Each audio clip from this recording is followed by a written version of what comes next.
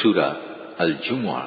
বিসমিল্লাহির রহমানির রহিম। রহমান রহিম আল্লাহ তাআলার নামে। ইউসাব্বিহু লিল্লাহি মা ফিস সামাওয়াতি ওয়া মা ফিল আরদিল মালিকিল কুদ্দুসিল আজিজিল হাকীম। আসমান সমূহ ও জমিনে যা কিছু আছে তা সবই আল্লাহ তাআলার মাহাত্ম্য ঘোষণা করছে। তিনি রাজাধিরাজ, তিনি পূত ও পবিত্র, তিনি মহাপরাক্রমশালী, তিনি প্রবল প্রজ্ঞাময়। হুয়াল্লাযী বা'আসা ফিল উম্মিয়্যিনা রাসূলাম মিনহুম ইয়াতলু আলাইহিম আয়াতিহি ওয়া ইউযাক্কিহিম ওয়া ইউআল্লিমুহুমুল কিতাবা ওয়াল হিকমাহ ওয়া ইন কানূ মিন ক্বাবলু লাফী দালালিম মুবিন। তিনি সেই মহান সত্তা যিনি একটি সাধারণ জনগোষ্ঠীর নিরক্ষর লোকদের মাঝে থেকে তাদেরই একজনকে রসূল করে পাঠিয়েছেন, যে তাদের আল্লাহর আয়াতসমূহ পড়ে শোনাবে, তাদের জীবনকে পবিত্র করবে, তাদের আমার গ্রন্থের কথা ও সে অনুযায়ী দুনিয়ায় চলার কৌশল শিক্ষা দেবে। অথচ এই লোকগুলোই রসূল আসার আগে পর্যন্ত এক সুস্পষ্ট গুমরাহিতে নিমজ্জিত ছিল। وآخرون منهم لما يلحقوا بهم وهو العزيز الحكيم। তাদের মধ্যেকার সেসব ব্যক্তিও গুমরাহিতে নিমজ্জিত যারা এখনো এদের সাথে মিলিত হয়নি, আর তিনি মহাপরাক্রমশালী ও পরম কুশলী।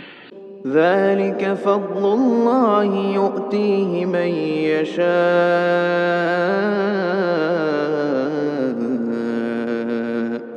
والله ذو الفضل العظيم। রসূল পাঠানো এটা আল্লাহ তাআলার এক বিরাট অনুগ্রহ, যাকে ইচ্ছা তাকে তিনি এটা দান করেন। আল্লাহ তাআলা মহা অনুগ্রহশীল।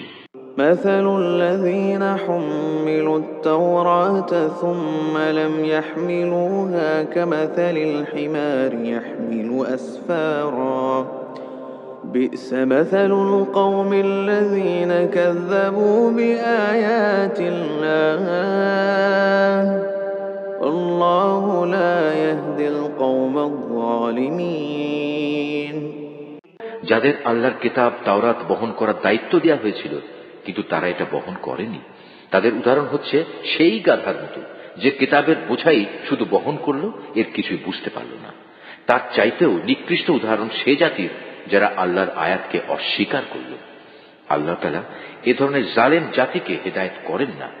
قل يا أيها الذين هادوا إن زعمتم أنكم أولياء لله من دون الناس فتمنوا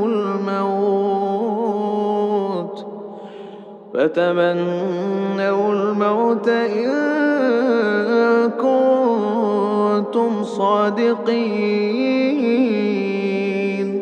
হে রাসূল, তুমি বলো, হে ইহুদিরা, যদি তোমরা মনে করে থাকো অন্য সব লোক বাদে কেবল তোমরাই হচ্ছ আল্লাহর বন্ধু, তাহলে আল্লাহর পুরস্কার পাওয়ার জন্য তোমরা মৃত্যু কামনা করো যদি তোমরা সত্যবাদী হও। ولا يتمنونه أبدا بما قدمت أيديهم والله عليم بالظالمين। কিন্তু সারা জীবন এরা নিজেদের হাত দিয়ে যা করেছে তার পরিণাম চিন্তা করে এরা কখনো মৃত্যু কামনা করবে না। আল্লাহ তাআলা এই জালেমদের কার্যকলাপ সম্পর্কে সম্যক অবগত। قل إن الموت الذي تفرون منه فإنه ملاقيكم ثم تردون إلى عالم الغيب والشهادة فينبئكم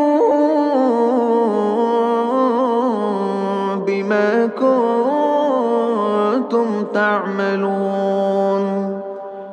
হে নবী, তুমি এদের বলো যে মৃত্যুর কাছ থেকে তোমরা আজ পালিয়ে বেড়াচ্ছ, একদিন কিন্তু তোমাদের সে মৃত্যুর সামনাসামনি হতেই হবে।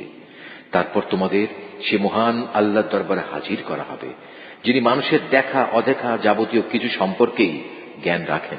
অতঃপর তিনি সেদিন তোমাদের সবাইকে বলে দেবেন তোমরা দুনিয়ার জীবনে কি করে এসেছো।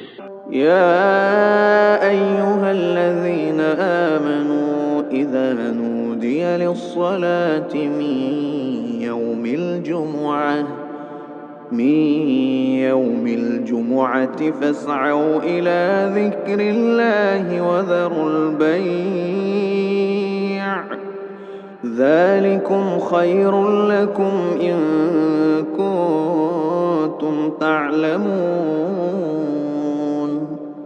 হে ইমানদার ব্যক্তিরা, জুমার দিনে যখন তোমাদের নামাজের জন্য ডাক দেয়া হবে, তখন তোমরা নামাজের মাধ্যমে আল্লাহ স্মরণের দিকে দ্রুত গতিতে এগিয়ে যাও এবং সে সময়ের জন্য কেনাবেচা ছেড়ে দাও।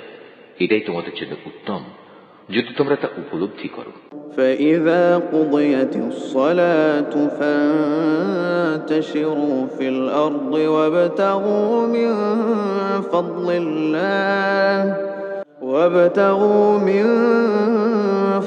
الله واذكروا الله كثيرا لعلكم تفلحون।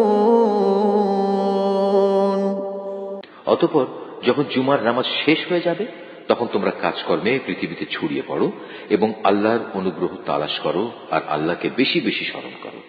আশা করা যায় তোমরা সাফল্য লাভ করতে পারবে। وَإِذَا رَأَوْا تِجَارَةً أَوْ لَهْوًا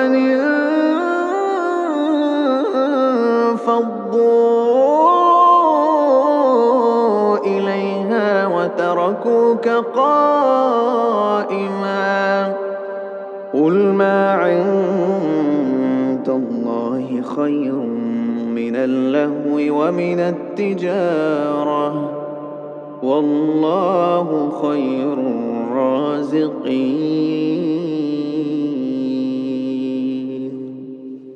আল্লাহ তাআলার এসব নির্দেশ সত্ত্বেও এরা যখন কোনো ব্যবসায়িক কাজকর্ম কিংবা ক্রীড়া কৌতুক দেখতে পায়, তখন সেদিকে দ্রুত গতিতে দৌড়ায় এবং তোমাকে নামাজে একা দাঁড়ানো অবস্থায় ফেলে যায়।